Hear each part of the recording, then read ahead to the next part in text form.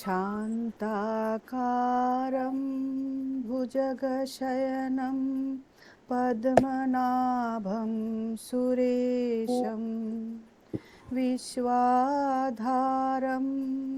गगनसदृशं मेघवर्णं शुभाङ्गं लक्ष्मीकान्तं कमलनयनं योगिभिर्ध्यानगम्यं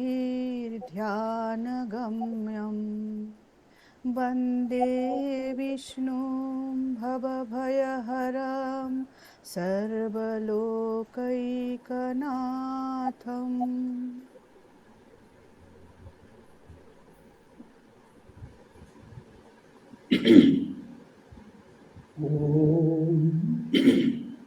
अखण्डमण्डलाकारं व्याप्तं येन चराचरं तत्पदं दर्शितं येन तस्मै श्रीगुरवे नमः।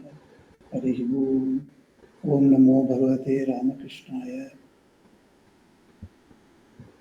Yes, dear devotees, today is a very auspicious Sri Bhagavan Sri Krishna Janmashtami, Ashtami Tithi. When Sri Krishna was born, the entire weather on that day became so conducive. The Bhagavatam says there was a cool breeze was blowing all over, and the ponds were filled with a lot of lotuses. And we see that so much of when we are reading Sri Ramakrishna's life, the time Sri Ramakrishna was born, at that time also such certain changes in the atmosphere, the Prakriti, was described by Saradananji. So beautiful description is there. So today is such a beautiful day. We remember Bhagavan Sri Krishna and make our obeisance. Vande Vishnu Jagat Guru. And that Krishna's life is indeed wonderful. But before we speak or anything on Krishna, I would ask Chandrani to repeat her question that we could not take up last time. She's raised one question with a long introduction, and then there was no time, so we had to pull off. So can you please repeat that question, Chandrani? I think Bengali is not a problem for anybody. So No. So আমরা রামায়ণ প্রসঙ্গে আলোচনা করছিলাম, তো সেখানে আমাদের প্রশ্ন এসেছিল একটা, যে রামচন্দ্রের মানে উত্তরকাণ্ডে দেখা যায় যে রামচন্দ্রের কাছে একজন ব্রাহ্মণ এসে অভিযোগ করেন যে তার শিশুপুত্র অকালে মৃত্যু হয়েছে, তো তার মানে নিশ্চয়ই রাজ্যে কোনো পাপ হয়েছে, এমন কোনো গর্হিত পাপ হয়েছে যে যার জন্য এরকম অসময়ে শিশুর অকাল মৃত্যু হচ্ছে, এবং তিনি রামচন্দ্রকে তার জন্য দায়ী করেন। তখন দেখা যায় যে খোঁজ নিয়ে দেখা যায় যে একজন শূদ্র সম্বুক, তিনি তপস্যা করছিলেন, খুবই কঠোর তপস্যা করছিলেন, এবং শূদ্র তপস্যা করছেন, এইটাই এত বড় গর্হিত অপরাধ, তার জন্য ব্রাহ্মণ পুত্র মারা যান, এরকম বলা হয়েছে। তো আমাদের প্রশ্ন ছিল যে শূদ্র তপস্যা করতে পারবে না কেন? আমাদের তো আগে বেদে বলা আছে যে জাতিভেদটা হচ্ছে গুণগত, জন্মগত নয়। আর আমরা তো দেখেছি যে সেখানে অনেক ক্ষত্রিয় রাজারাও তপস্যা করেছেন, যেমন মহর্ষি বিশ্বামিত্র নিজে, তিনি ক্ষত্রিয় ছিলেন, কিন্তু তিনি তপস্যা করে তিনি মহর্ষি হয়ে গিয়ে অবধি মানে উন্নীত হয়েছিলেন। তাহলে আমরা দেখেছি যে রাবণের মতো, যিনি একজন এত মানে পাপাচারী, এত অভিমানী, মানে তো দম্ভপূর্ণ একজন মানুষ, তিনিও কত তপস্যা করেছেন এবং ব্রহ্মা শিব সবাইকার কাছ থেকে কত বর পেয়েছেন, স্বয়ং বিষ্ণু তাকে মারবার জন্যে অবতীর্ণ হয়েছেন। তাহলে একজন সম্বুক, একজন শুধুমাত্র শূদ্র জাতিতে জন্মেছে বলে সে কেন তপস্যা করতে পারবে না, এবং তার জন্যে এত বড় কথাটা কেন শুনতে হবে যে ব্রাহ্মণ পুত্রের অকাল মৃত্যু হচ্ছে এবং সেই পাপ রামচন্দ্রের উপর লাগবে? এইটা আমাদের প্রশ্ন ছিল। Correct. very pertinent question as far as the question is concerned. তো আমি কি করলাম, যেহেতু ওটা টাইম আমার প্রচুর ছিল, 1 মাস ছিল, আমি ভাবছিলাম ঠিক আছে এই সম্মুখ বধ নিয়ে একটু পড়াশোনা করি। তো ন্যাচারালি আমাদের একটু পড়াশোনা করতে গেলে প্রথমে রামায়ণ মধ্যে যদি অনেক রকম রামায়ণ আছে আমাদের, সে তার মধ্যে একটা রামায়ণ যদি অথরিটেটিভ বলে আমরা যে সারা ভারতে যেটা ভাবা হচ্ছে সেটা হচ্ছে বাল্মীকি রামায়ণ। তো ভাবলাম ঠিক আছে বাল্মীকি রামায়ণে দেখি কোথায় আছে। তো দেখা যাচ্ছে বাল্মীকি রামায়ণের যুদ্ধকাণ্ডের মধ্যে এইটা বলা আছে, এই ইনসিডেন্টটা বলা আছে। তখন ওটা বিরাট একটা কন্ট্রোভার্সি হিসাবে দাঁড়িয়ে আছে সেই যুদ্ধকাণ্ডটা। রামায়ণের 7 কাণ্ড রামায়ণ, এটা তো আমরা শুনেছি। 7 কাণ্ড রামায়ণ শুনে সীতারামের কি এটা এগুলি প্রবাদ আছে, তাই না? এগুলি আমরা শুনেছি। তো 7 কাণ্ড আছে এটা তো আমরা শুনেছি, কিন্তু স্কলার্সদের মধ্যে ওইরকম 7 কাণ্ড রামায়ণ বলে না, ওরা 6 কাণ্ডই বলে। কিন্তু ওরা বলছে বাল্মীকি পর্যন্ত যদি দেখা হয় তো বাল্মীকি 6 কাণ্ডটাই লিখলেন, কিন্তু এই যে 7th কাণ্ড যেটা যুদ্ধকাণ্ডটা, এটা হচ্ছে ইন্টারপোলেশন, তার মানে পরে এটা লিখে ওটার সঙ্গে জোর করে দেওয়া আছে, এটা বলছে ওরা। কিন্তু আমিও দেখলাম এটা কি কারণে ওরা বলছে এটা পরে এটা জোর দিয়ে আছে। তার মানে ওরা বলছে যে রামায়ণ 6টি কাণ্ড মধ্যে যেভাবে the flow of language and usage of certain terms which Valmiki has handled in his poetic way, সেটার সঙ্গে যুদ্ধকাণ্ডের অনেক রকম ডিফারেন্সেস রয়ে গেছে। ওরা বলছে যদি একটা লোক 6 কাণ্ড একরকম যদি স্টাইলে লিখে, 7 কাণ্ড যেটা লিখবে ওটা কি অন্য স্টাইলে লিখবে? এই প্রশ্নটা ওরা স্কলার্সরা তুলছে। সেই জন্য ওরা বলছে এটা ঠিক যুক্তিসঙ্গত হচ্ছে না, বলে এটা একটা ল্যাঙ্গুয়েজ, একটা one of the item of difference, সেই জন্য দিস ইজ এন ইন্টারপোলেশন। তো ওকে যে ল্যাঙ্গুয়েজ একটা ডিফারেন্স হতে পারে, আর কি ডিফারেন্স হতে পারে? তখন বলছে ওরা এই যে শূদ্রকে মারলো বলে যেটা লেখা আছে, তার মানে কনসিস্টেন্টলি রামায়ণের মধ্যে রামকে এরকম চিত্রিত করেছেন বাল্মীকি কি উনি শূদ্র বিরোধী? উনি কি ওটা, just a minute, I put up the phone. So did he ever tell anywhere in the 6th kando whether he was Shudra Virodhi? যদি ওটা বিরোধী বলে উনি প্রুভ করে থাকেন, তখন এই 7th কাণ্ডতে উনি যেটা বলছেন ওটার সঙ্গে যুক্তিসঙ্গত হতে পারে। কিন্তু সেটা তো আমরা দেখছি না। উনি কেবর সঙ্গে ফ্রেন্ডশিপ করেছেন, আর গুহকে বলছেন আমার ভাই মতো বলছেন, সেই স্থানটা দিয়েছিলেন। তারপর যে শূদ্র মহিলা সবারই, সে ট্রাইবাল মহিলা, তাকে তার দেওয়াটা উনি তার খেয়ে তারপর দিয়েছে প্রসাদ, সেটা উনি খেয়েছেন। তো উনি যেখানে রামায়ণে আমরা যদি কনসিস্টেন্টলি যদি একটা স্টোরি দেখতে হয়, তো এইগুলি তো রামের বিহের মধ্যে নেই।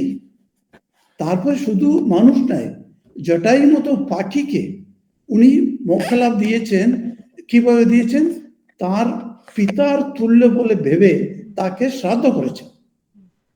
এখন আমরা কি করি, আমাদের বাড়িতে পেটগুলি মরে গেলে আমরা কি সেইভাবে তাকে দিই? সেই ষড়ঙ্গগুলি আমরা করি না তো, জাস্ট গিয়ে আমরা একটা জায়গাতে দিয়ে চলে আসি ওই ওল্ড বডিটা। কিন্তু রাম কি করলেন, ওই একটা পাখির শরীরকে পুঁতে সেখানে উনি শ্রাদ্ধ সেরেমনি করছেন, which is due to his father. তার মানে দেখো ওই রকম রাম এরকম একটা মিস্টেক করতে পারে। তো তার মানে এটা হচ্ছে সেকেন্ড পয়েন্ট। ওরা বলছে, স্কলার্স বলছে ইন ডিফেন্স অফ বাল্মীকি, ওরা বলছে this is an interpolation, this has come much later, perhaps in 4th century they have added this. কারণটা কি, অনেক অরিজিনাল যে রামায়ণটা লেখা, যেটা পালমেরা লিভস যেটা আছে ইন্ডিয়াতে আছে, জার্মানিতে আছে, সেগুলি দেখলে এই যুদ্ধকাণ্ডটা ওর মধ্যে নেই। তার মানে এটা 6th কাণ্ড অনলি বাল্মীকি লিখেছিলেন। এই 7th কাণ্ড, it is much later it was put inside, competing with the present setup of জাতি বর্ণ। এখন তার মানে এটা যদি আমরা মনে করি এটা ইন্টারপোলেশন নয়, এটা নেই, কিন্তু এটা অরিজিনালি যদি ধরা যাক, for just for imagination purpose, for logic purpose, let us take it, as যুদ্ধকাণ্ড বাল্মীকি লিখেছিলেন। তাহলেও তারা বলছে, স্কলারসরা বলছে, তার মানে এখানকার যে জাতি প্রথাটা যেটা আমরা ফলো করি ইন্ডিয়াতে, কিংবা এইভাবে এতদিন ধরে ফলো করে আসছি for the last 200-300 years after the Muslims' arrival, was this the same type of jati difference-ta, was this followed during Ram's time, during the Treta Yug or Dwapar Yug or Satya Yug? দেখা গেলে সেটাও নেই। কেননা রাম হনুমান যখন first time meeting করছে, ওটা একটা রামায়ণে লেখা আছে, উনি ব্রাহ্মণ বেশ ধরে শ্রীরামের সামনে আসেন, এসে বলে উনার পা ছুঁয়ে প্রণাম করছেন, আর করজোড়ে বলছেন, আপনারা দুজন কে? দুজন ভাই মতো লাগছে, কিন্তু আপনারা কে? বলে হনুমান জিজ্ঞেস করছেন। তো উনি বলছেন, আমি দশরথ কা বেটা, বলছেন আমি দশরথের ছেলে। বলে তারপর জিজ্ঞেস করছেন, তুমি কে? তখন হনুমান কিছু উত্তর দিতে পারছে না, তো তুমি কে বলাতে ও কি বলবে বলে ভাবছে। তখন রাম বলছেন, আমি জানি তুমি ব্রাহ্মণ বেশে এসেছো, কিন্তু ব্রাহ্মণের ধর্মটা তুমি পালন করলে না, তা থেকে আমি বুঝতে পেরেছি তুমি আসল ব্রাহ্মণ নেই। তখন হনুমান আশ্চর্য হয়ে তাকাচ্ছে, কি বলছে রাম? রাম বলছে, যদি ব্রাহ্মণ যদি আসল তুমি হতে, তার মানে আমি ক্ষত্রিয়, আমার পায়ে তো তুমি পড়তে না, আমি তোমার পায়ে পড়তাম। তো এই ছোট্ট একটা ঘটনা থেকে আমরা বুঝতে পারছি রামায়ণের সময় যে জাতি বর্ণটা ছিল, যে বর্ণভেদটা ছিল, সেটা purely on guna and karma vibhaga, as Sri Krishna says in Gita. Guna karma vibhagashaha. He says, I only created this chaturvarnyam maya srishtam bolchen. I have only created this, but guna karma vibhagashaha, he says. গুণা and কর্ম, সেই বেসিসে এই decide হবে তুমি কি ব্রাহ্মণ, তুমি বৈশ্য, ক্ষত্রিয় না শূদ্র। তো এই চারটের মধ্যে বর্ণের মধ্যে কোনো respect regarding respect, no difference was there. Even if a Kshatriya is on a high level of become a raja, then মুনিরা এসে তখন ওরা তাদের সিংহাসন ছেড়ে নিচে চলে আসতো। নিচে এসে সেই মুনি ব্রাহ্মণ মুনি হতে পারে, ক্ষত্রিয় মুনি হতে পারে। আর যেমন আমরা দেখছি রামায়ণে যখন বিশ্বামিত্র ঢুকছেন, বিশ্বামিত্র ক্ষত্রিয় মুনি, উনি তো ব্রাহ্মণ মুনি ছিলেন না, কিন্তু দশরথ রাজা তাকে দেখেই উনি ওনার সিংহাসনটা ছেড়ে উনি নিচে চলে আসছেন, নিচে এসে ওনাকে প্রণাম করছেন আর পাটা ধুয়েছেন। তো তার মানে এই যে বেদটা আমরা এখন আদিকাল, মানে এখনকার দিনে লাস্ট 200 years যে জাতিটা যে নিচে নেমে গেছিল, যেটা Swamiji had to say that this is a bane of Indian society বলে উনি বলেছেন এই জাতি প্রথাকে, সেটা সেই রকম কি ছিল তখন? না। তো আমরা if we what do you call, if you want to judge the past action that was in Treta Yuga from the present Kali Yuga's standards, will it be proper? This is a question raised by some other scholars. Okay, if it is true also, but it is not true, সেটা জন্য অনেক রকম কারণ বলছে ওরা। আরেকটা কারণ ওরা বলছে কি, ভেরি ইন্টারেস্টিং, রাম যখন এই শূদ্র বধ করতে এলেন, তখন ই কেম বাই পুষ্পক বিমান বলে লেখা আছে। আসলে রাম যখন অযোধ্যা চলে আসেন, তারপর সেই পুষ্পক বিমানটা উনি কুবেরকে ফেরত পাঠিয়ে দিলেন। ওটা তো অরিজিনাল কুবেরের ছিল, তারপর রাবণ ওটা কেড়ে নিয়েছিল। তখন রাবণের কাছ থেকে, তা রাবণ তো নেই এখন, বিভীষণ আছে, কিন্তু এই বিমানটা বিলং টু কুবের, সেই জন্য কুবের কাছে পাঠিয়ে দিলেন। তারপর তো কোনো বিমান ছিল না রামের কাছে, তো উনি কি করে বিমানের মধ্যে এলেন, একটা। তারপরে আরেকটা ভেরি ইম্পর্টেন্ট থিং ইজ, রামকে কখনো কি অস্ত্র উনি ব্যবহার করেছেন হোল অফ রামায়ণ, এই 6 খণ্ড মধ্যে দেখতে গেলে উনি সবসময় ওই বউ অ্যান্ড অ্যারো, উনার অস্ত্রটা ছিল একটা কি, অ্যারোটা কি বলে, বাণ, তাই না? বাণ ছিল, কিন্তু এখানে উনি বাণটা ব্যবহার করেননি। এখানে লেখা আছে উনি তার শীত থেকে বার করে একটা সোয়ার্ড বার করে ওনার শিরচ্ছেদ করলেন। তো এটাও একটা আশ্চর্য লাগে। আচ্ছা, এরকম রামটা কোনোদিনই সোয়ার্ড ইউজ করেননি কোথাও, সবসময় বাণী ইউজ করে এসেছেন। এটা তো লজিক্যালি এটা ফিট করছে না, এরকম এটা ওরা করছে। কিন্তু সেই জন্য আমি অরিজিনাল যেটা taking for granted that seventh কাণ্ড ইজ রিটন বাই বাল্মীকি, তো উনি কি বলছেন ওখানে, তো ওই স্তোত্রটা ওই শ্লোকটা আমি পড়লাম, আশ্চর্য লাগছে। কেননা এর আগে যে ঘটনাটা হচ্ছে, রামের রাজ্যটা, রাম রাজ্য যেটা বলা হয়, সেটা সুষ্ঠুভাবে চলে আসছে। কারোর কোনো এই সমাজের কি রকম ছিল, কোনো ক্রাইম ছিল না, সেটা হচ্ছে রাম রাজ্য বলা হয়। এখন আমরা রাম রাজ্য বলে একটা ইউজ করি as a phrase. So the Ram Rajya মানে there was no crime and normal death ছাড়া দ্যার ওয়াজ নো অসম্ভাবিত ডেথ কিছু ছিল না। তারপরে ব্যাড পিপুল সেরকম বলার মতো সেরকম কিছু ছিল না। এসব করে অনেক রকম বর্ণনা আছে রামরাজ্যের সম্বন্ধে।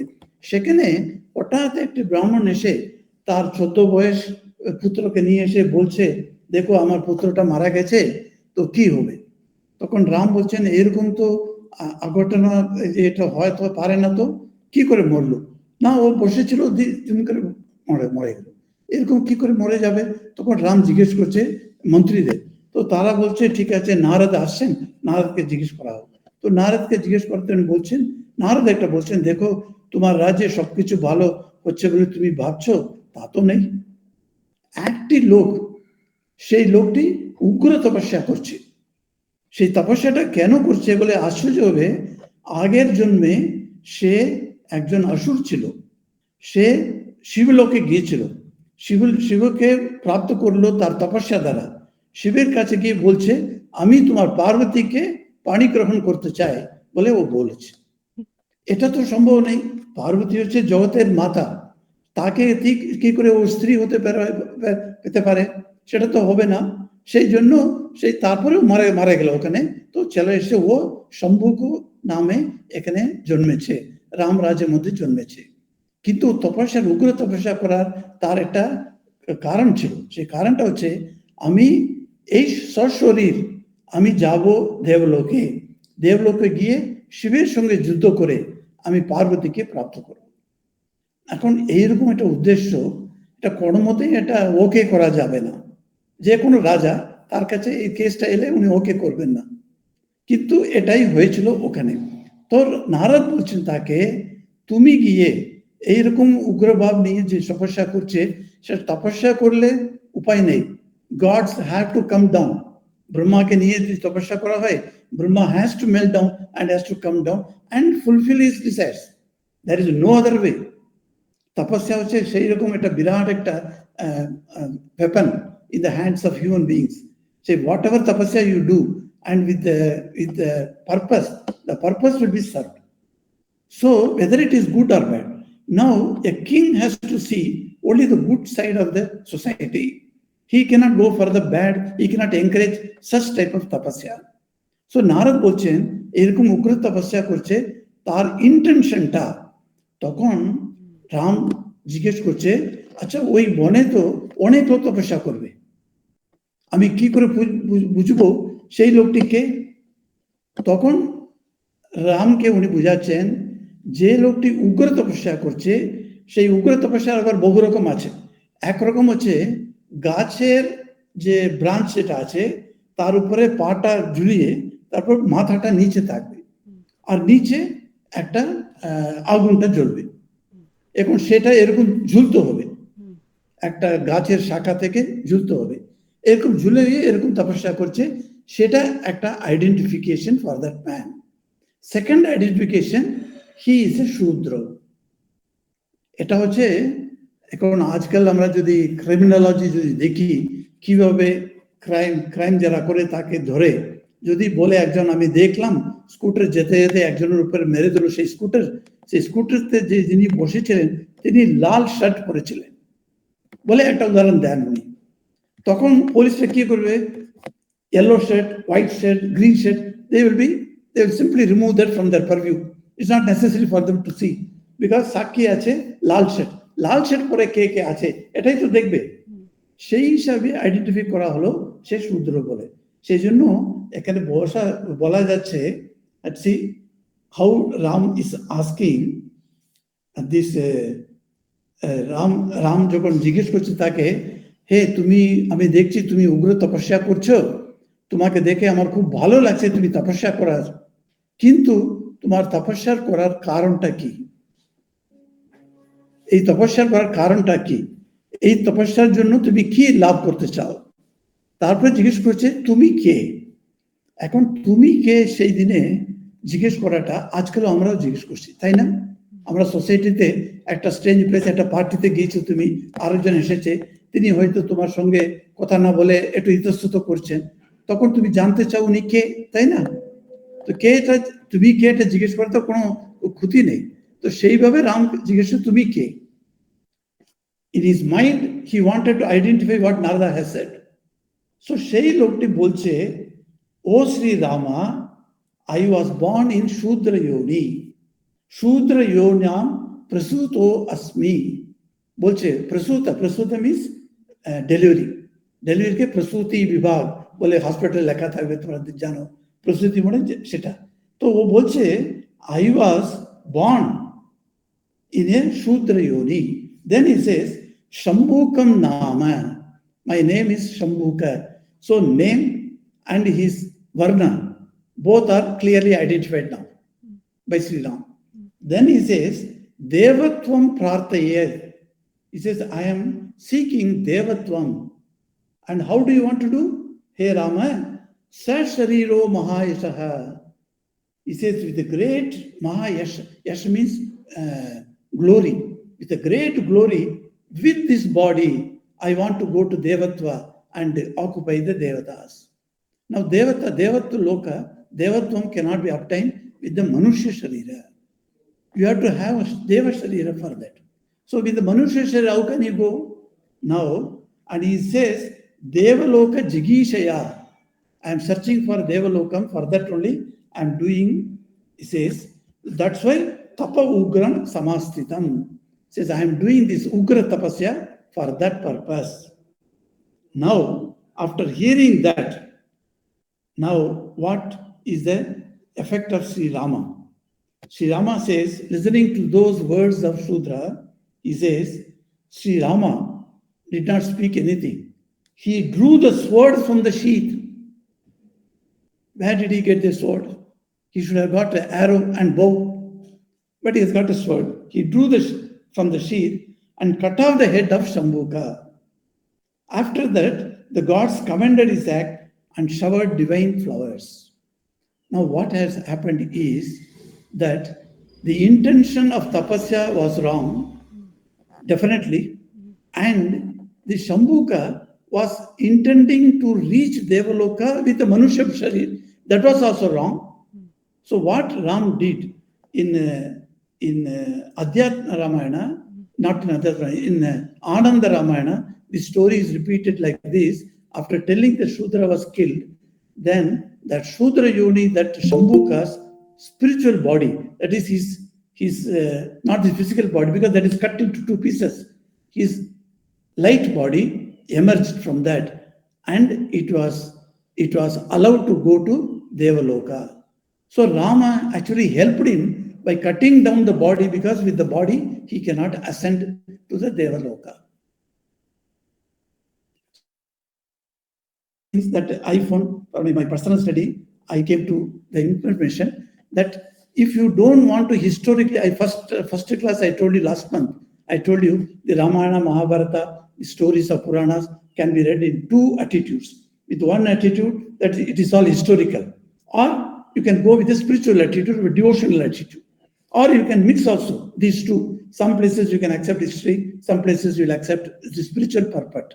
But here you must find out there is a spiritual purport also. One Rishi has written about the spiritual, which I don't want to go very deep into this today. But then that there is for every story in the Itihasa and Purana, there is a concurrent spiritual meaning that comes out very clearly. So that also we have to see that. So then it says that Asura, the Shambhuka Sudra, he was released from the Maya of his body because he had so much of attachment to the body, and with attachment he wanted to go to Devaloka, which is not possible. That was made clear to him by cutting off the body. So if you read it historically, then you must not compare the present Jati Varna into those days. You see, in those days, there was no Jati. Shudra is not a Jati. That also I must make it clear to you. There are 4 Varnas. Chaturvarnyam, he says. Not an infinite number of Jati. Nowadays, Jati is multiple. But under Shudra Varna, there may be thousands of Jatis. Under Brahmana Varna, there are hundreds of Jatis.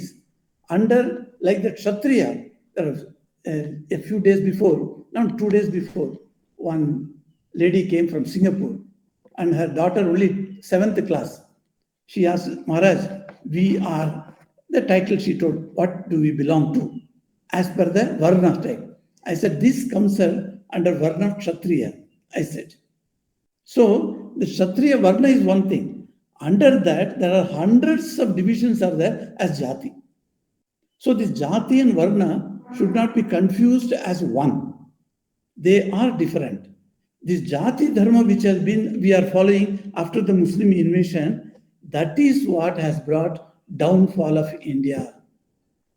The original Varna system that was practiced in Treta Yuga or Dwapara Yuga or even Kali Yuga starting, that has got no problem because here the lower and higher concept was not there.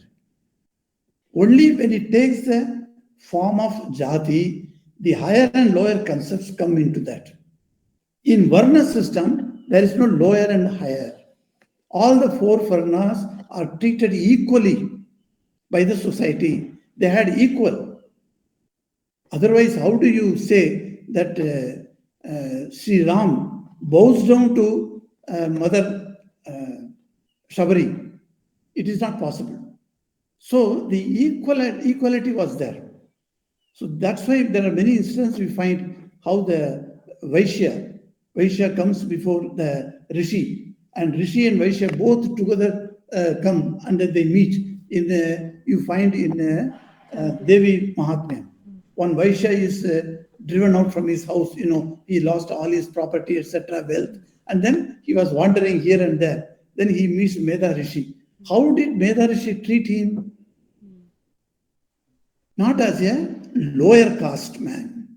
No. He treated the same way that he treated the king Surata. Surata was a king, mind you, he was a Kshatriya. A Kshatriya and a Vaishya were treated in the same manner by the Rishi who was a Brahmana. So this Varna system is something different from the Jati system. Let us not confuse with the present Jati with those Varnas there. So Shudra, we, of course, in the modern days, we use this word Shudra to indicate the lower caste, but we are making a grave mistake, I should say, by calling them Shudra. Because that is a Varna, that is not a name of the Jati. That's why they have, Gandhiji gave a new term for that Shudras. He said Harijan is a word that he gave. And later, nowadays, in the modern days, they call themselves as Dalit. That's another word that has come up. The Harijan word has been discarded and Dalit is the word they use. But then they belong to the Shudra Varna, but not to Shudra Jati. The Jati is different. Among the Dalits in Tamil Nadu, we have different names of the Jatis. You'll be surprised. One Jati among the Shudras will not get girl from another Jati of the same Varna. It's very interesting to study this caste system in Tamil Nadu. The worst caste system is we follow in Tamil Nadu and regarding this Jati. And you can see that what a mind-boggling things are there under this. Even in Uttar Pradesh, if you go, that is another state where this Jati is followed to the T, as they say. So you find such types are there. So that we should not confuse this with Ram's life. This is what my conclusion. So if you don't like the story, and if you want to judge Ramayan from the present system of society, then you discard that as a interpolation, so that our devotion to Rama is not minimized by that. Yes, Sadrani, anything to say? মহারাজ একটা প্রশ্ন করতে পারি, দেব শরীর আর মানব শরীরের মধ্যে কি difference আছে? Swarupa is asking? Yeah. Okay, thank you. So দেব শরীর মানব শরীরের ডিফারেন্সটা কি আছে? মানব শরীরটা পঞ্চভূতের দ্বারা নির্মিত। মানব শরীরটা, আমাদের শরীরের মধ্যে পঞ্চভূতের পার্ট আছে। ওটা কত পার্ট আছে এটা আমরা বলতে পারি না। অবশ্য যারা মডার্ন বায়োলজিতে বলছে 70% is of water, they call it. Water is 70%, the rest are something. So there is a fire also is there, because there is a very beautiful the way that the top we feel in the body. So that is a fire also is there, water is there, and akasha is there, of course, in our chit, akasha is there, and rest too also we can see that. So now this panchabhuta nirmita body is not made for the devatas. Devatas bodies are called sukshma sharira. Actually, we are also having sukshma sharira within this sthula sharira. Sukshma sharira only goes to devaloka or hell or heaven. Swarga naraka এগুলি বলি না, সেগুলিতে সূক্ষ্ম শরীরটা গিয়ে enjoy কিংবা suffer করে, not this body. মহাভারতে একটা স্টোরি আছে যে ঋষিটি সশরীরে নরক লোকে মানে যমধর্মের সঙ্গে দেখা করতে চলে গেল। তখন তাকে ছাড়ছে না ভিতরে। তখন যমের যে প্রহরী আছে তারা বলছে না তোমাকে ছাড়তে পারো। তখন ও ওয়েট করছে, যম কোথাও বাইরে গিয়েছে। তারপরে এসে ঋষিকে প্রণাম করে জিজ্ঞেস করছে আপনি কেন এসেছেন আমার কাছে? তখন বলছে প্রথমে তোমার প্রহরীদের তুমি দণ্ড দাও। কেন দণ্ড দিতে হবে? তারা আমাকে ভিতরে ঢুকতে দিল না তো। তখন বলছে এ মহামুনি, এ মুনি শ্রেষ্ঠ, তুমি তো জানো এই শরীর দিয়ে তো ভিতরে ঢুকতে পারবে না। এই শরীরটা ছেড়ে দিয়ে তুমি আসতে, তোমাকে ভিতরে নিয়ে গিয়ে তোমাকে কোল্ড ড্রিঙ্ক খাওয়াতে পারতো, কিন্তু তুমি তো এই শরীর দিয়ে এসেছো। শরীরে এসেছে মানে মৃত্যু, এই যে মৃত্যু লোকের যে শরীর আছে সেই শরীরটা ওখানে দেবলোকে নেই। ওটা হচ্ছে final body. Final body is not made of this Panchabhuta. So Panchabhuta have got finer elements. Panchabhuta means gross elements. These 5 gross elements have got 5 subtle elements. Through the 5 subtle elements, the Devatva comes, the Deva body comes. That is the difference between these two. তাহলে যুধিষ্ঠির কি করে সশরীরে স্বর্গে গেলেন? না, উনি তো গেলেন না, তো উনি চেষ্টা তো করলেন, উনি তো যেতে পারেনি। উনি স্বর্গ দ্বার পর্যন্ত গেলেন, ভিতরে তো ঢুকতে পারেনি। তারপরে তাহলে কি হলো? ফেরত এলেন, যেতে পারেনি। সশরীরে যাওয়াটা কোথাও নেই, আর কোথাও আমরা শুনি নেই কোথাও লেখা আছে বলে, কোনো পুরাণে নেই সশরীরে যাওয়া। এই শরীরটা ছাড়তেই হবে যে কোনো ভাবে। এই পঞ্চভূতের দ্বারা নির্মিত শরীরটা না ছাড়লে আর কোনো লোকে যাওয়া যাবে না। ইভেন যেটা বলছে ওখানে তো সশরীরে যাওয়া যাবে না। একটা স্টোরি আছে কঠোপনিষদে, যেটা তোমরা পড়েছ, যে নচিকেতাস সশরীরে চলে গেল, কিন্তু ও ঢুকতে পারলো না, যমের দ্বারে ও থেকে গেল। সেরকম আমরা যেমন আপনার মুন ল্যান্ডিং এ হচ্ছে না, ওটাতে যদি মানুষ যায় ওই মুনের মধ্যে গিয়ে দাঁড়াতে পারবে, কিন্তু ভিতরে ঢুকতে পারবে কিনা আমিও জানি না। মহারাজ আরেকটা প্রশ্ন করব? হ্যাঁ হ্যাঁ। এই মানব শরীর দিয়ে যদি ঠাকুর বলেছেন এই শরীরেই, বা অন্য পার্শ্বদরাও বলেছেন এই শরীর দিয়ে ঈশ্বর উপলব্ধি হয়, তো সেটা কি এই শরীর, নাকি সেটাও সেই সূক্ষ্ম অনুভূতির দ্বারাই, মানে সূক্ষ্ম শরীর দিয়েই হয়, নাকি স্থূল শরীরের অনুভূতি দিয়েই হয় সেটা? কারেক্ট। এই শরীর থাকাকালীন মনটা এত যে পিউরিফাই, শুদ্ধি হয়ে যাচ্ছে, মানে পরাশুদ্ধি যেটা বলা হয়, সেটা সেরকম পরিমাণে যদি মনটা হয়ে যায়, সে ভগবত প্রাপ্তিটা হয় শরীর থাকাকালীন। এই শরীর থাকলেও সে ওই অনুভবটা করতে পারে, ভগবত অনুভবটাও আসতে পারে, ওটাতে কোনো ক্ষতি নেই। আর হবার পরেও তারা যেহেতু এই শরীরটা কর্মের পূর্ণ কর্মের জন্য এই শরীরটা নির্মিত, তার মানে আমার প্রারব্ধ কর্মটা আছে বলে এই প্রারব্ধ কর্মটা থাকার পর্যন্ত এই শরীরটা থেকে যাবে। যদিও আমি পূর্ণ ব্রহ্মকে আমি অনুভব করে থাকলেও এই শরীরটা রাখতেই হবে আমাকে, এই শরীরটা ছেড়ে যাবে না। কিন্তু কোনো শাস্ত্রে বলা আছে, যদি এই শরীরের অবস্থাটা বুঝে এই শরীরটা আমার দরকার নেই বলে যদি ওই ব্রহ্মপ্রাপ্তি পুরুষ মনে করেন, উনি শরীরটা ছাড়তে পারেন, সেটা সুইসাইড বলে মনে করা হবে না বলে, সেই জন্য তোতাপুরি উনি এই শরীরটা ছাড়তে চাইলেন।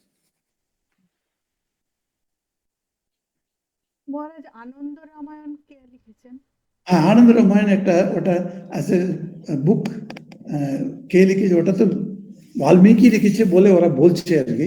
Nobody knows actually who wrote it, because the language is absolutely modern Sanskrit.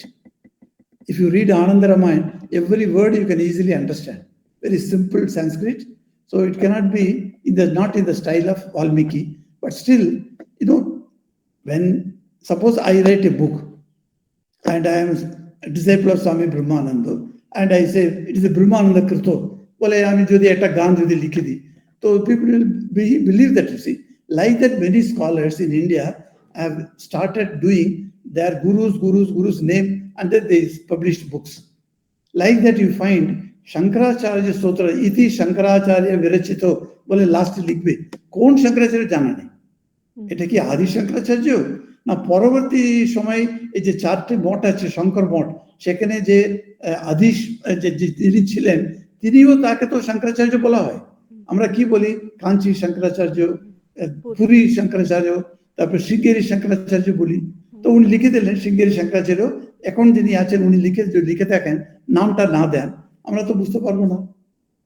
Shankaracharya লিখেছে বলে যদি চালিয়ে দিলে সোসাইটিতে, ওটা চলতে থাকবে বইটা। তো সেই রকম অনেক কিছু হয়েছে বলে আমাদের একটা ধারণা আছে।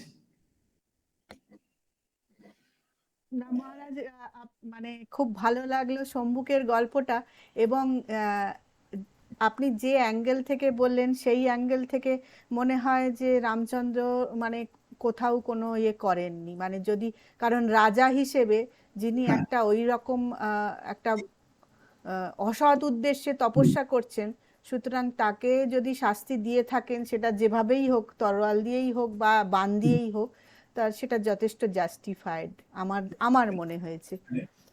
তারপরে ওই স্টোরিটা আমি কমপ্লিট করি, তারপরে না হলে মালবিকা আমাকে ধরবে, তারপরে কি হলো ওই ছেলে যে মারা গেল সেটা কি হলো বলে জিজ্ঞেস করবে। সেই জন্য আমি এখনই বলে দিই সেই পরবর্তী স্টোরিটা। সেই স্টোরিটা হচ্ছে, সেই ছেলেটি তো মারা আছে, ওখানে পড়ে আছে রামের রাজে। তো রাম দেবতারা খুশি হয়ে যখন পুষ্পমালা সব দিচ্ছে, তখন ওই সম্ভবত চলে গেল দেবলোকে। এখন ও বুঝতে পেরেছে তার আশাটা ঠিক নেই বলে, এখন সে he is been converted to a good man, so he is gone. Now এই দেবতারা এসে বলছে, রাম আমরা খুব খুশি হয়েছি, তুমি শম্ভুকে মেরে আমাদের এটা ভালো করে দিয়েছো, বাঁচিয়ে দিয়েছো, কি চাও তুমি, একটা বর চাও। রামকে এরা চাইছে।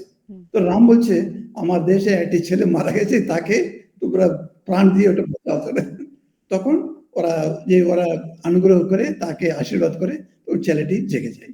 এটাতে পরবর্তীকালে এটা বলা হচ্ছে রামকে, রাম তোমার রাজ্যে যে নীতিটা এমন হতে হবে যে নীতিটা সকলের জন্য সমান হতে হবে। সেই জন্য তুমি একটা যে একটি লোক উগ্র তপস্যা করার কথা নেই, কিন্তু ও করছে, আর তার ব্যাড ইন্টেনশনটা দেখো, পার্বতীকে পেতে চাই, এটা তো খুবই অসাধ্য জিনিস। সেই জন্য এটা ওই লোকে তুমি যে বধ করেছো এটা ঠিকই বলে ওরা মানে সার্টিফাই করে দেয় ঋষিরা।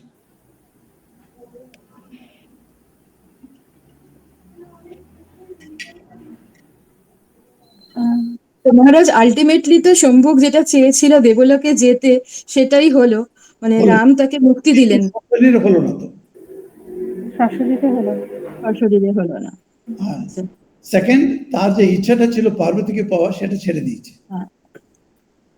মহারাজ, আপনি যে যখন বললেন যে ব্রাহ্মণ ক্ষত্রিয় বা এই বর্ণদের মধ্যে কোনো পার্থক্য ছিল না বিহেভিয়ারে, মানে তাদের এই যে রামচন্দ্র সাবরীকে মা রূপে যে গ্রহণ করেছিলেন, সেটা তো রামচন্দ্র তো একজন আদর্শ রূপ, সবাই কি সেরকমই, মানে উনি কি পুরো সোসাইটিকেই রিপ্রেজেন্ট করছেন সেই অর্থে, মানে নাকি এটা শুধু রামচন্দ্রেরই ওনার নিজস্ব গুণ ওটা ছিল তাই উনি সেটা করছিলেন? না, ওনার তো ওই গুণ ছিল সেটাই বোঝা যাচ্ছে, হ্যাঁ, কিন্তু কিন্তু যেহেতু যথা রাজা তথা প্রজা বলে একটা কথা আছে না, রাজা যদি ঠিক ঠিক থাকে প্রজারাও তো সেইভাবে আচরণ করা উচিত। সেই জন্য রাম হচ্ছে একটা বিরাট একটা এক্সাম্পল ফর দ্য সোসাইটি, সেই জন্য সেই এক্সাম্পলটা ফলো করেছে প্রজারা। আচ্ছা, কারণ ওখানে তো আছে না, ভরতের সঙ্গে যখন দেখা হয়েছে তখন ভরত গুহকে ওইভাবেই বন্ধু হিসেবে, কারণ তুমি রামের বন্ধু সুতরাং তুমি আমারও বন্ধু, মানে ভাতৃস্থানীয়। সেই কথাটাই রাম বলছে জটায়ুকে, এই হ্যাঁ জটায়ু তুমি আমার বাবার দশরথের বন্ধু বলছো, হ্যাঁ তো তোমাকে আমি বন্ধু বাবার স্থানটা তোমাকে দিচ্ছি বলে সীতাকে বুঝাচ্ছে, এই হ্যাঁ সীতা এ দেখো এই জটায়ু হচ্ছে আমাদের বাবার মতো, একে তুমি দেখে ভয় পাবে না বলছে। সীতা তো ভয় পেয়ে দৌড়ে আসছে রামকার কাছে, এটা কি বড় পক্ষী দেখলাম, সেটা কি হবে, তখন আমাদের কি রাক্ষস কি ও কি, তখন রাম বুঝাচ্ছেন এটা বলে। তো সেই জন্য ওই যে মানে ইভেন অ্যানিমালস আর টেকেন। ওই যে রামের আরেকজন বড় ভক্ত ছিল রামায়ণের, তার এই মনুষ্য শরীর ছিল না, আরেকজনের নামটা বলো তো, মনে আছে? রামের বড় ভক্ত, রামকে খুব সাহায্য করেছে। বিভীষণ। না না, মানুষের শরীর ছিল না, ঠিক আছে, রাক্ষস শরীর আমি বলছি, এই যে not human body but animal body. মহারাজ সম্পাতি। সম্পাদি, হ্যাঁ ঠিক আছে, সম্পাদি হচ্ছে আমাদের জটায়ুয়ের দাদা। না, ঠিক সুগ্রীবী আছে, ছিলেন, সুগ্রীবী এটা তো ছিলেন, পাখির বাড়ি, আমি বলছি একটা অ্যানিম্যাল বডি। সুগ্রীব ছিলেন। জাম্বুবান। হ্যাঁ, জাম্বুবান মহারাজ, কে? জাম্বুবান। জাম্বওয়ান, কারেক্ট কারেক্ট, জাম্বওয়ান। তাকেও কত শ্রদ্ধা করে উনি বসিয়ে রাখলেন, তার পাশে বসালেন, তার সঙ্গে কথা বললেন। এই যুদ্ধের সময় যখন যুদ্ধকাণ্ড আসছে, এটা যুদ্ধের সময় প্রচন্ড ভাবে তারা এসে তাড়িয়ে দিচ্ছে বান্দারদের গুলি, তখন জাম্বওয়ানকে বলছে তুমি ওখানে যাবে না, তুমি আমার কাছে থাকো, তোমার সেফটি এখানে আছে বলে পাশে বসিয়ে রাখছেন, কেন বৃদ্ধ তো, সেই জন্য তাকে পাশে বসিয়ে রাখলেন। তো সেই জন্য আমরা দেখতে পারি রামের মধ্যে সেরকম কোনো ভেদ ভাব ছিল না, সমাজের মধ্যে সবাইকে উনি ঠিক ঠিক প্রেস্টিজ দিয়েছেন। সেটাই আমাদের কালে স্বামীজি চাইছেন, সেটাই ওই অরিজিনাল যে বর্ণ যে সম্প্রদায় ছিল সেটা ফিরে এলে এই জাতির প্রশ্নটা আমরা এন্ড করতে পারি। না হলে modern ডেজে you cannot stop this difference in jati because it has gone so deep into our psyche. Everywhere the jati question comes. Anywhere you go there, politics, society, everywhere you go there, that question comes. It is because we are too much entrenched in that. If you want to come out, you have to bring back, go to that varna ashrama system of society. আচ্ছা মহারাজ, যদি উত্তরকাণ্ডটা আমরা ধরে নিচ্ছি ওটা interpolation, ওটা প্রক্ষিপ্ত, তাহলে মহাভারতের শেষ কি করে হয়? এই রামায়ণের শেষটা কি করে হয়? মানে রামচন্দ্র মানে অযোধ্যায় ফিরে আসে, সীতাকে নিয়ে অযোধ্যা ফিরলেন, হ্যাঁ, then they lived happily ever after. আচ্ছা, That's মানে the story ending. মানে তার মানে সেখানে রামচন্দ্রের কিভাবে শরীর ত্যাগ হলো, বা আদৌ সেগুলি লবকুশ জন্ম হয়েছিল কিনা সেগুলো তো পাওয়া যাবে না। মানে রামের ছেলে হয়েছিলেন কিনা, কবে কি, না, সেগুলি নেই। যদি ওটা না, এটাই মনে হচ্ছে পরের কালে এটা ইন্টারপ্রিটেশন, এই জন্য বলা হচ্ছে নিশ্চয়ই রাম রাজত্ব করেছেন, নিশ্চয়ই তার লবকুশ দুটো বেটা হয়েছিল, তারা ছিল, এইগুলি এখন কি করে তুমি আনবে বলে তো, কোন স্টোরিতে আনবে? যদি আমাকে লিখতে হয় সেইগুলি, তো ন্যাচারালি যদি আমরা ধরে নিই বাল্মীকি লিখেছিলেন ওটা, ইভেন ধরলেও তো উনি কোথায় লিখবে? তো রামায়ণের সঙ্গে জুড়িয়ে দেওয়া ছাড়া অন্য কোনো উপায় ছিল না। as a সেপারেট বুক বলে তো লেখা যাবে না সেটা, তাহলে কেউ তো মানবে না। সমাজ ওটা মানবে না। সেই জন্য বোধহয়, যদিও এটা আমার তো মনে হয় এটা ইন্টারপোলেশন, কিন্তু ইন্টারপোলেশন হলেও সেটা রামায়ণের সঙ্গেই রাখা হচ্ছে, 7 কাণ্ড বলেই বলা হলো ওটা। তো সেই জন্য এইগুলি তো স্টোরিটা নিশ্চিতই পারবে না, বুঝতেই পারবে না। আসলে মহারাজ ওটা যদি প্রক্ষিপ্ত হয় তাহলে মানে অনেক এই যে কন্ট্রোভার্সি গুলো সেগুলো থাকে না। যেমন শুধু তো সীতাকে নির্বাসন নয়, যখন মানে রামচন্দ্র তো জানতেন যে তার সন্তান হতে চলেছে, তাহলে সন্তানরা তো জন্মের আগে কোনো দোষ না করেও পিতৃ পরিত্যক্ত, নির্বাসিত, মানে সেটাও তো একটা।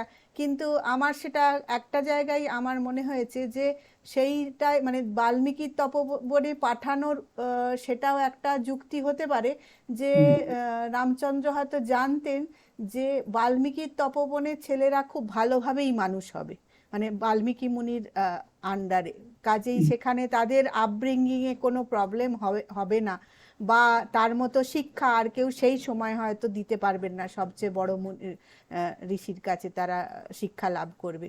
এমনিতেও তো তাদের গুরুগৃহে যাবার রীতি ছিলই। কিন্তু সেইগুলি তো ওইটা সাইড এফেক্টস বলি না আমরা মেডিসিনে, সেরকম হতে পারে না, তাহলে আদর্শ পিতা তো বলা যায় না মহারাজ।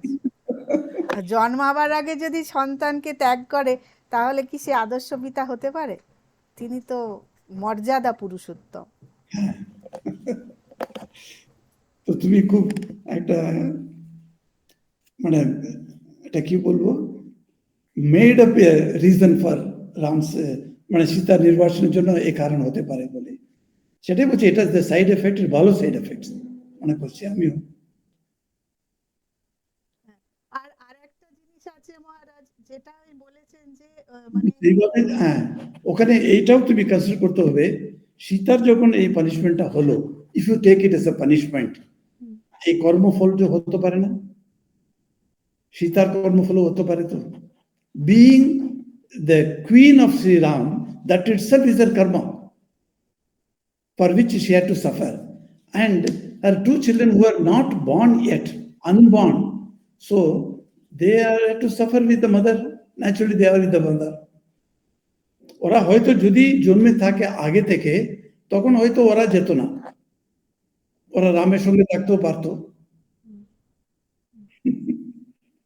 হ্যাঁ, ওই জন্য বলে যে অ্যাডাল্টহুড হওয়ার আগে অবধি সন্তান মায়ের কর্মফলটাই ভোগ করে, মায়ের। মহারাজ, সীতার কর্মফল বুঝলাম না, মানে সীতা তো সাধারণ মানুষ ছিলেন না, শ্রী রামচন্দ্রের স্ত্রী হিসাবে তিনিও তো শক্তি মানে নারায়ণেরই অংশ আর কি, তার কি করে কর্মফল হবে মহারাজ? হ্যাঁ, এটাই বলছি, আমরা যখন রামায়ণটা স্টাডি করছি, তুমি পুরো রামকে নারায়ণের অবতার বলে ধরো আর সীতাকে মা লক্ষ্মীর অবতার বলে ধরো, তখন তো ওই রামায়ণের মধ্যে কোনো খুব তুমি বুঝতে পারবে না, you will accept all types of situations there, কিন্তু সেটা তো হচ্ছে না। আমাদের তো থিঙ্কিং মাইন্ড, আমরা কিন্তু humanistically we want to study Ramayana, historically we want to study Ramayana, তখন এইসব প্রশ্নগুলি আসছে। এবং তার জন্য একটা উত্তরটা তো দরকার আছে, তখন কর্মফলটা তার উপরেও পড়বে। আমরা পড়ছিলাম ওখানে লেখা ছিল যে ওই যখন রাবণ বধের পরে যখন আর কি হনুমান মা সীতাকে খবর দিতে গেলেন, এবং যখন ওই বললেন যে ওই যারা মানে রাক্ষসীরা যারা ওনাকে গার্ড দিত তাদের আমি এক্ষুনি বধ করতে আমাকে অনুমতি দিন, তখন মা সীতা বললেন তো যে না, ওরা তো কর্তার ইচ্ছায় কর্ম করেছে, ওরা তো আর স্বাধীন নয়, ওদের যা বলেছেন তাই ওরা শুনেছে, আমি ওদের ক্ষমা করলাম। তা সেখানেও লিখেছেন যে সীতা বলেছেন যে আমি যে কষ্টটা পেলাম সেটা আমার কর্মফল।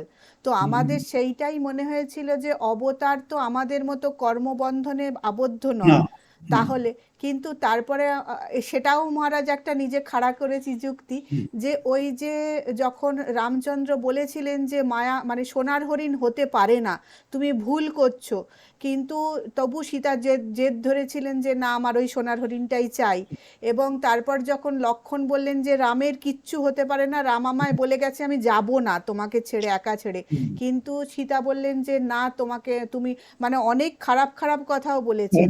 হ্যাঁ, তো আমার তখন তাহলে হয়তো সেইটাই কর্মফল, সেই কথাগুলো না বললে তো লক্ষ্মণ যেতেন না, তাহলে ওনাকে এইটা ভোগ করতে হতো না। Correct. তো Very good. মানুষ জন্ম যখন নিয়েছেন সেই জন্মের কর্ম এবং সেই ফলটা সেই জন্মেই ভোগ করে এই যাচ্ছেন। জন্যই শেষ হয়ে যায়, হ্যাঁ সেটা মনে রাখতে হবে। হ্যাঁ এই জন্য মানুষ হিসাবে যখন জন্মেছে ভগবান, তখন তার কিছু কর্ম আছে, সেই কর্মফলটা সেই জন্মেই সেই শরীরেই ভুগে শেষ করতে হবে। আর ওটা নেক্সট জন্মের জন্য ওটা নিয়ে যাওয়া হবে না। Correct, very good answer that is. Ah, anyone else? তুমি জিজ্ঞেস করো অন্যদের কেউ আছে কিনা। প্রশ্ন তো অনেক আছে মহারাজ, সব লেখা আছে, আপনার তো আজকে একদিনেও শেষ হবে না, এত প্রশ্ন আছে। কিন্তু নিরঞ্জনা জিজ্ঞেস করবি ওইটা? নীলাঞ্জনা কোথায়? মহারাজ, রামায়ণ থেকে আরেকটা জিনিসও মনে হয় যে রাম এবং পরশুরাম এনারা দুজনেই একই সময়ে এক্সিস্ট করেছেন। তো এরা দুজনেই তো বিষ্ণুরই অবতার। তাহলে রাম আর পরশুরামের মধ্যে এই যে কনফ্রন্টেশনটা হয়েছিল, সেটা কি কারণে? রাম আর পরশুরামের এই যুদ্ধটার কারণ কি? মানে দুজনেই একই বিষ্ণুর অবতার, অথচ যুদ্ধ করছেন, এটা কেন? হ্যাঁ, কিন্তু যুদ্ধ কি করলো? যুদ্ধ তো করলো না। যুদ্ধ মানে মানে মানে ওদের মধ্যে একটা ব্যাটল তো হয়েছিল বোধহয়। ওরা দুজনে একটা আর্গুমেন্টে গিয়েছিল, কিন্তু আচ্ছা যুদ্ধ হলো না। যুদ্ধ হলো আচ্ছা না। পরশুরাম যে যুদ্ধ করেছিলেন, যে যুদ্ধ করেছিলেন, ওটাতে অ্যাজ এ ভিক্টর হিসাবে পরশুরামই ভিক্টর হয়েছে। উনাকে সামলাতে পারলেন না। আচ্ছা পরশুরাম অত বীর, যদিও উনি ব্রাহ্মণ, ক্ষত্রিয় কর্মটা করলেন উনি, সেই জন্য ক্ষত্রিয় মতে উনি ছিলেন অ্যাকচুয়ালি। সেটাতে এটাও রামায়ণ আমরা দেখতে পাচ্ছি, পরশুরাম একটা স্টোরিটা। এটা একটু যখন অবতার আসে কোনো লীলা করার জন্য কি হবে, আর যে বিষ্ণুর অংশটা, এই যে এটা ঠাকুরের ভাষা বলতে গেলে 16 আনা। আচ্ছা 16 আনা মানে আমরা এখন 100% বলি না আজকাল, মডার্ন আমরা 16 আনাটা এটা আমরা ইউজ করি না, 100% বলি। সো 100%-এ পার্শিয়ালি 10%, 15%, 20% এইরকম ভগবান আসতেই পারে। ফুল 100% নিয়ে উনি আসবেন বলে ওটা শ্রীকৃষ্ণকে বলা হচ্ছে শ্রীকৃষ্ণস্তু ভগবান স্বয়ং। এটা বলা হয় যেহেতু উনি 100% নিয়ে এসেছিলেন, কিন্তু অন্য অন্য অবতারে উনি 100% কি নিয়ে এলেন, সেটা নাও নিয়ে আসতে পারে। তো ডিফারেন্ট 10 আনা বলো, 12 আনা বলো, কিংবা 5 আনা বলো, এরকম তো হতে পারে। এরকম বিষ্ণুর যে তাকে প্রকট করা, নিজেকে প্রকট করা, ডিফারেন্ট লেভেলে উনি আসতে পারে। কিন্তু ওদের দুজনের মধ্যে কোনো ঝড়াঝাটি এরকম কিছু হয়নি। উনি শুধু জিজ্ঞেস করলেন রামকে, তুমি কে? তখন তার স্বরূপটাও দেখালো, তখনও বুঝতে পারলো আমারই স্বরূপের তো আরেকটা। তখন রামকে প্রণাম করে পরশুরাম চলে যান। তারপরে পরশুরাম আর কোনো ক্ষত্রিয়কে মারেনি। উনি তো একটা ব্রত নিয়েছিলেন সব ক্ষত্রিয়কে আমি মারবো বলে। রামকে দেখার পরে উনি কোনো ক্ষত্রিয়কের সঙ্গে ঝগড়াতে যাননি, উনি ফিরে তপস্যা করতে চলে গেলেন। এরকম একটা character in that story that should be viewed in its own independence, no need to compare with Ram. মহারাজ, অমর ছিলেন? কে? কৃষ্ণের সময়ও কি ছিলেন পরশুরাম? উনি কি তার মানে অমর ছিলেন? না, অমর ছিলেন না। অ্যাকচুয়ালি এটা যেটা আমরা বলি না, এই যে 4টি যুগ, সেই যুগের সম্বন্ধে একটা আমরা বুঝতে হবে। ইফ কলিকাল হচ্ছে 432,000 years. Okay, now only 5,000 years have gone by.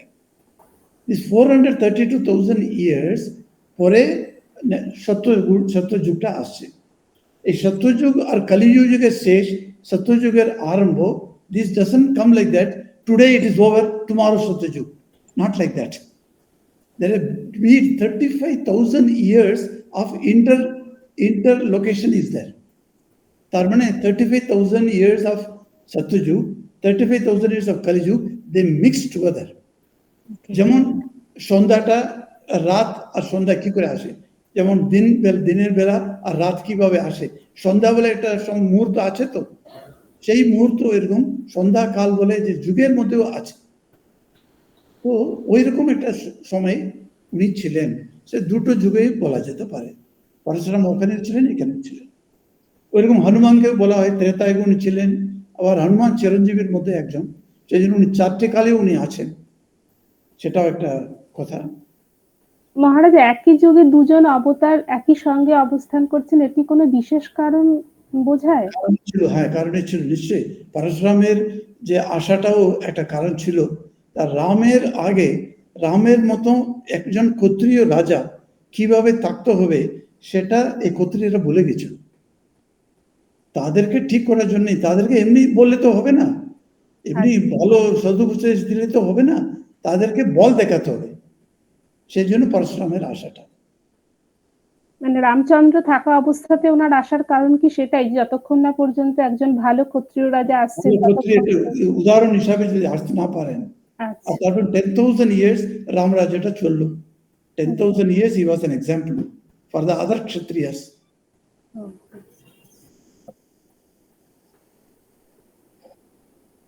মহারাজ, এই পরশুরামের ওই মায়ের মাথা কেটে দেওয়ার ওই ব্যাপারটা একটু বলবেন? Oh yes, এটা খুব ইন্টারেস্টিং স্টোরি। ইয়েস, পরশুরামের অ্যাকচুয়ালি নামটা ছিল শুধু রাম, পরশুরাম ছিল না। ওরা 4টে ভাই, তো তাদের বাপের নামটা জানো তো তুই? ঋষির ভুলে গেছি। জমদগ্নি। হ্যাঁ জমদগ্নি। জমদগ্নি ঋষি, তার স্ত্রীর নাম কে জানে? জমদগ্নি স্ত্রীর নাম? Okay, you Google it and tell me. তপস্বিদি জানেন তো, বলুন না। Renuka. Renuka, very good, thank you. ভুলে গেছিলাম, হ্যাঁ। Renuka was there and Jamadagni was there. They are very good couple. They had 4 sons. Renuka had a mysterious power. What is that power? Her power was, along with the other ladies of that tapo stan, other ladies also used to go. They used to go and take bath in a flowing river and bring water in the midst of the river. They will swim there to the midst of the river and collect the water for drinking purpose, etc. So everyone will bring a pot. Now, this Renuka never used to take a pot. It was a great funny everything. Everybody used to wonder what happens. Then she's going to bring water to the home. Every day she would go along with the other ladies.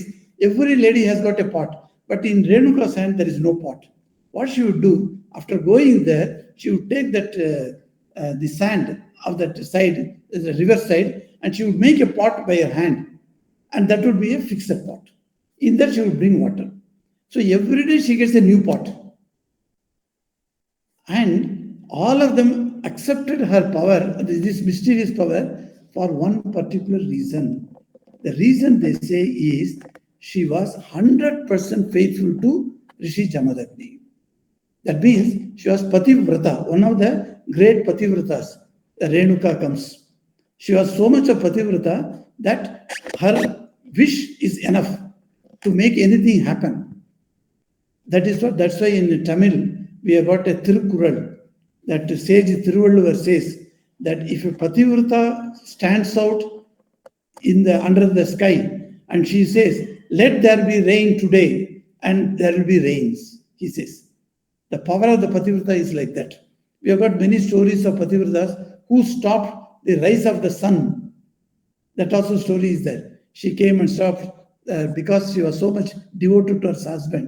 So these type of stories are there. Now, this may be exceedingly or extraordinarily an example maybe. Now, what has happened was, the day she went, she came back. When everyone was bringing pot full of water, she came without any pot on the day.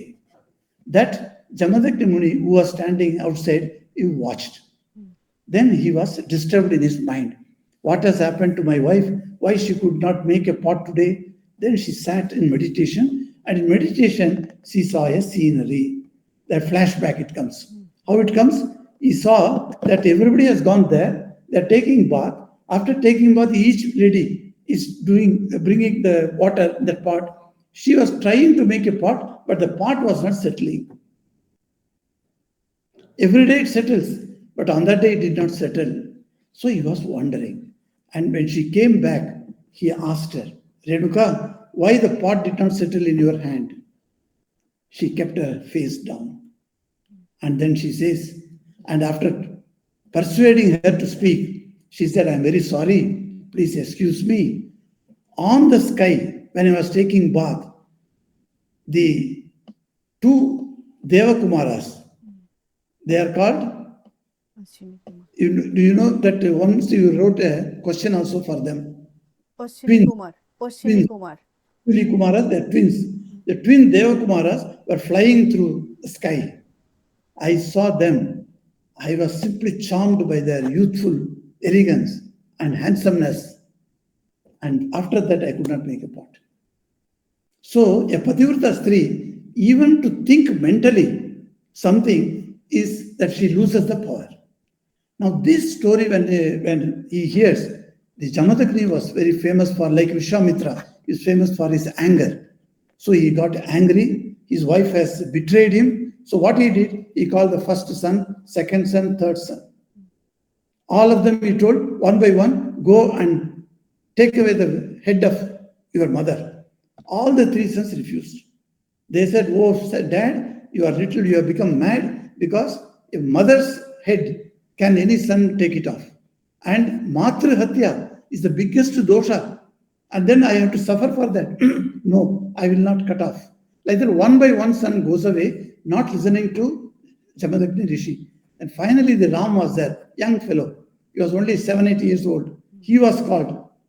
He asked what I should do. Now, cut off, sever the head of your mother. He said, with what? There is a parashu lying there. Parashu means axe. There is an axe lying there. Take that axe and sever your mother's head. And the boy did not ask anything. Very obediently, he just went and took the parashu and severed the head.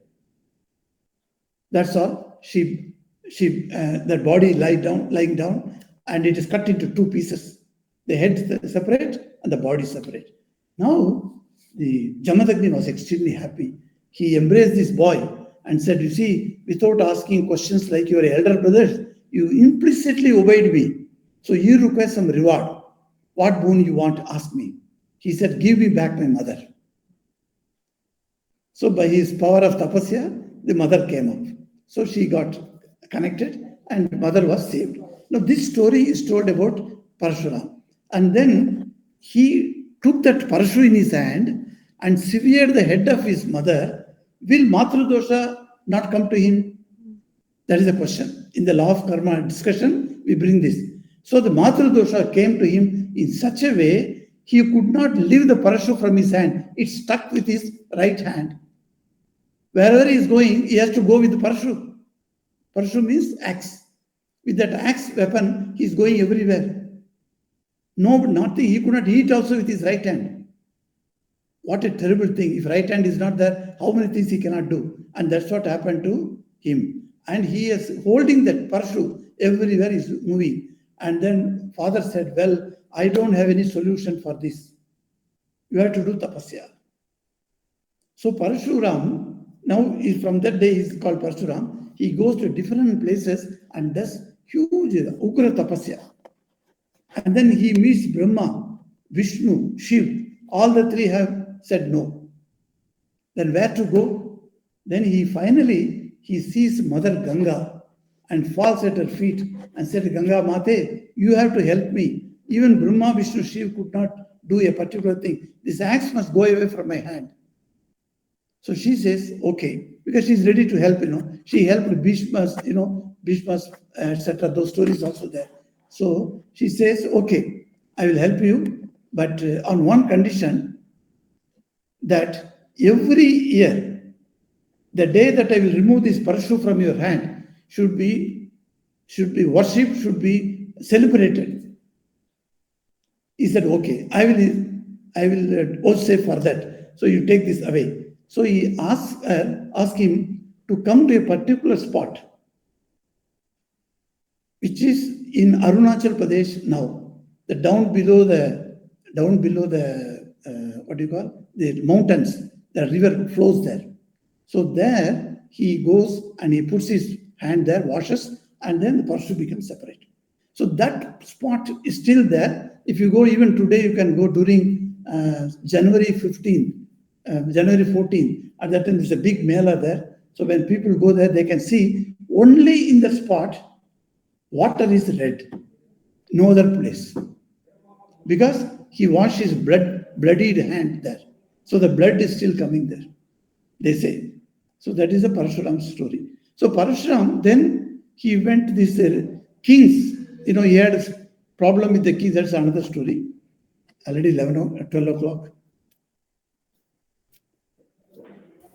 মহারাজ ব্রহ্মা বিষ্ণু মহেশ্বর সাহায্য করেনি কেন ওনার এই কাজে? উনি Otherwise, if they have done it, we would not have got this Pavitra Ganga. গঙ্গাকে তুমি কি করে গ্লোরিটা গাইবে বলো তো? পরশুরামকে যে মুক্তি দিয়েছে একটা বিরাট একটা প্রবলেম থেকে, নাহলে তো আমি গঙ্গার উপরে বিশ্বাসই রাখবো না। গঙ্গাকে তো এটা পার দিতে হবে, পাপ মুক্ত করছে। হ্যাঁ, পাপ মুক্ত করছে, তো সেটাই তো গঙ্গার কাজ না? আর বিষ্ণু ব্রহ্মা শিব এরা কিন্তু বর দিতে পারে, কিন্তু ল অফ কর্মাটা ওরা উড়িয়ে দিতে পারে না। সেই পাওয়ারটা গঙ্গার আছে, তোমার পাপটা মুক্ত করতে পারবে। কিন্তু মহারাজ এরকম মাঝপথে গল্পের ছেড়ে দিলে তো মুশকিল। পরের অংশটা কবে শুনবো তাহলে মহারাজ?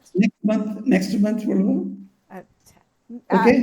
তো নেক্সট মান্থ এটা কি এরকম? আজকে তো বোধহয় ফার্স্ট থার্সডে, আপনি কি first Thursday let us fix it? Okay, হ্যাঁ, first Thursday. Okay okay. Satyajit, would you like to say anything? না, it was very interesting মহারাজ। মনে হচ্ছে আপনারা মানে যারা বলছেন খুব ইন্টারেস্টিং কোয়েশ্চেন, এবং আমারও মনে হয় যেন গল্পটা চলুক, কিন্তু সময় তো সীমিত। আবার আমরা মিট করবো নিশ্চয়ই। আপনার সঙ্গে আমার মনে আছে মহারাজ, সিঙ্গাপুরে দেখা হয়েছিল, আপনি কত গল্প বলেছিলেন। It was really an interesting sitting, which I always remember, Maharaj. Yes. And we knew only when you were in Abu Dhabi also, we knew. I have gone to your home. Yeah. Yes. প্রণাম মহারাজ, খুব ভালো লাগলো। Thank you then. Om Shanti Shanti Shanti. Hari Om Tatsat. Sri Ramakrishna Arpanamastu. Durga to everyone. মহারাজ, আপনারা সবাই আমাদের পাঠচক্রে এসেছেন, আমাদের পাঠচক্রের তরফ থেকে আপনাদের সবাইকে অনেক অনেক ধন্যবাদ। আলপনাদি, আপনার লেখা ভীষণ ভালো লাগে, এবং মহারাজকে সব সময় বলি ভক্তের ডায়েরি আমরা কবে পাবো। আমার কাজ নেই, যত অকাজ এইগুলো করি। কি বলছেন আপনি? এগুলো তো আমাদের কাছে সম্পদ। অকাজ কি? আপনার থেকে লেখা থেকে মহারাজের সম্বন্ধে কত কিছু জেনেছি, পড়েছি। সত্যি মহারাজ আমাকে অঙ্কুরিত করে না, বীজ থেকে অঙ্কুর বার করা। বীজ তো গুরুদেব দিয়ে গেলেন, কিন্তু অঙ্কুর বার করা সুন্দর মহারাজ। সেই জন্য সবসময় আমরা আমাদের সুন্দর মহারাজ কি সুন্দর বললেন না কথাটা, অঙ্কুর বের করা। মানে আপনার লেখা পড়তে পেরে আমরাও blessed. We had a company of him of 12 বছর, 12 years. Can you imagine? Ranchi TV সেনেটরে। Every week he used to come to my house. তাহলে মানে কতটা সঙ্গ পেয়েছি আর কতটা জানতে পেরেছি ওনার কাছে, এভরিথিং। আমার কিন্তু একটা জিজ্ঞাসা আছে, এই গ্রুপটা কি group? I will also join here. আমাদের এটা আমরা ওই স্কুলেরই বন্ধুরা মিলে এটা সোম থেকে বৃহস্পতিবার আমরা একটু কোনো বই পড়ি আর কি। তো আমরা এমনিতে হ্যাঁ, অনলাইন পড়ি। তবে আমাদের টাইমটা সোম মঙ্গল বুধ আমরা দুপুরে পড়ি 3:30 থেকে 4:30। তো সোমবার আমরা কথামৃত প্রসঙ্গ ভূতেশানন্দজির বইটা পড়ছি, আর মঙ্গলবার আমরা স্বামীজির লেখা পড়ি। এখন আমরা কিছু কালেকশন অফ লেটার্স পড়ছিলাম, এবার হয়তো আমরা পরের দিন থেকে ভক্তিযোগটা একটু পড়বো, এবং সেখানেও আমরা ব্লেস যে ওই মহারাজ শান্তিব্রতানন্দজি রাজি হয়েছেন আমাদের সঙ্গে স্বামীজির লেখার নিয়ে আলোচনা করতে আর কি। তো উনি অবশ্য অল্টারনেট সোমবার, এখন সেরকমই ঠিক হয়েছে, অল্টারনেট সোমবার উনি সময় দেন। তো সেই জন্য আমরা একটা ওই 3:30 থেকে 4:30 আর কি। তো আমরা আসলে সবাই বাড়িতে থাকি, আমাদের অসুবিধে হয় না।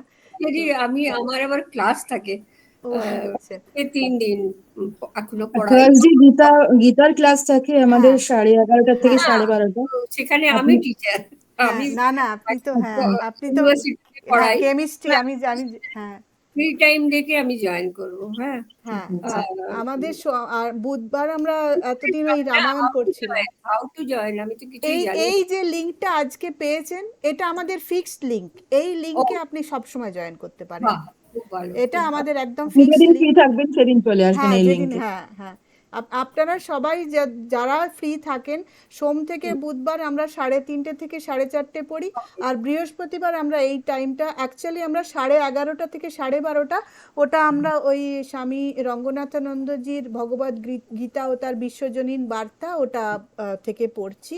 ওটা আমরা এখন মানে সবেই শুরু করেছি, আমাদের পাঠচক্র একেবারেই নতুন।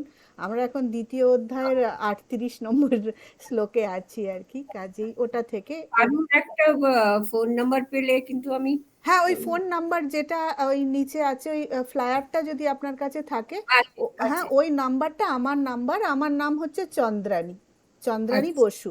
তো আচ্ছা। ওই ফ্লায়ারের নিচে যে ফোন নাম্বারটা সেটা আমারই ফোন নাম্বার। আর জয়েন করবো। লিঙ্কটাও এইটা একদম ফিক্সড লিঙ্ক, তো আজকে আমার আপনাদের কত বড় লাভ হলো যে আহ, এরকম একটা গ্রুপে জয়েন করতে পারবো। না কি আর বলছেন, আমরা ধন্য হব আপনার মতো একজনকে পেয়ে। ওরকম নয়, মহারাজ যে আমার জীবনে যে কি আমি বলতে পারবো না। আর একজন আছেন সেগুলো মধুরানন্দ। আমাদের সঙ্গে একটু শেয়ার করবেন, তাহলে আমরাও হ্যাঁ ব্লেসড হব। আপনার অভিজ্ঞতা আমরাও শুনতে পারবো। অবশ্যই। আমরা কিছু কিছু পড়েছি ফেসবুকে, বাট আরো তো নিশ্চয়ই আছে, সেগুলো শোনার লোক আর আমি কি। একটা গ্রুপে লিখিস মা সারদা গ্রুপ, হ্যাঁ ওটাতে গেলে পাওয়া ও যাবে। হ্যাঁ আচ্ছা, কি মা সারদা বলে সার্চ করব? হ্যাঁ, মা সারদা দেবী। হ্যাঁ, আচ্ছা, মা সারদা দেবী। আমি একটা লিংক পাঠিয়ে দিতে পারি। আচ্ছা হ্যাঁ, হ্যাঁ দিতে হ্যাঁ, পারেন। গেলেই তো হবে। হ্যাঁ, হ্যাঁ তো ওইখানেই মেনলি ওখানেই পোস্ট করি, যে কয়েকটা মহারাজকে পাঠিয়ে দিই। তো হ্যাঁ মহারাজ, আমি বলি, মহারাজ আপনার সময় থাকলে পড়বেন আপনি। না না সুন্দর আমরা মহারাজকে সবাই নিয়ে যেটা পড়তে পারি লিখেছিলেন হ্যাঁ। সেটা যে এত ভালো লেগেছিল, ভীষণ ভালো লেগেছিল। না উনি তো অনেককেই মানে ওনার গুরুদেব বোধহয় গহনানন্দজি মহারাজ ওনাকে নিয়েও লিখেছিলেন, দীক্ষার গল্পও আমার, লিখেছিলেন হ্যাঁ, আমার হ্যাঁ। গুরু। আচ্ছা আচ্ছা। আর আর আপনার লেখাটা পড়ে আমার ওইটাই মনে হয়েছিল যে আপনি তো ব্লেসেড যে 12 বছর মহারাজের সঙ্গ করেছেন এবং এখনো যোগাযোগে আছেন, কিন্তু আমার মনে হয়েছিল যে ওটাই হচ্ছে বিমোক্ষানন্দজির জাদু, যে যে এক মুহূর্ত তাকে দেখে সেই মনে করে আমাদের সুন্দর মহারাজ। একদম একদম। আমি বলি, মহারাজ আপনাকে যদি মরুভূমিতেও দাঁড় করে দেন, তাহলে ইউ উইল গেট অনেক লোক পাবেন, আপনি লোক জোগাড় করে নেবেন। সেদিনকেও আমি বলছিলাম, কোথায় এলাগিরি, কোন পাহাড়ের ওপরে, কি মন খারাপ হলো। আমি তো মহারাজের জন্য দুবাই গেলাম, মহারাজের জন্য সিঙ্গাপুর গেলাম, কিন্তু মহারাজকে মানে এলাগিরিতে শুনছি কলকাতা থেকে অনেক লোক যাচ্ছে। বাবারে বাবা, আমি বলি, লীলাগিরিতেও চলে আসবেন। মহারাজকে বলবো না মরুভূমির মধ্যে দান করিয়ে দাও, মহারাজকে হয়ে যাবে সবাইকে। খুব ভালো লাগলো, খুব ভালো লাগলো। সত্যজিৎ দা, দারুণ লেগেছে আজকে হ্যাঁ আপনাকে হ্যাঁ দেখে। কতদিন হ্যাঁ পর, সেই হ্যাঁ দুবাই, তারপরে সেই হ্যাঁ সেই আবুধাবিতে আপনি আমাদের বাড়িতে গেছিলেন, হ্যাঁ দুবাইতে হ্যাঁ আপনার সঙ্গে ছিলাম। অনেক রীতা দিন ভালো, বাদে যোগাযোগ হলো আপনার সঙ্গে আবার। আর রীতা ভালো আছে? রীতা ভালো আছে, মানে আউট অফ টাউন বলে আজকের এই পাঠচক্রতে জয়েন করতে পারবো না। আমি নিশ্চয়ই বলবো ওকে খুব যোগাযোগ। আনন্দ হলো দেখে, হ্যাঁ, খুব আনন্দ। আমারও খুব ভালো লাগলো, অনেকদিন বাদে আপনার সঙ্গে যোগাযোগ হলো, মানে আমার ভীষণ ভালো লাগছে। আমি রীতাকে বলবো। ডাক্তার মানুষের সঙ্গে যোগাযোগ হয়েছে তো? ডাক্তার মানুষের সঙ্গে? হ্যাঁ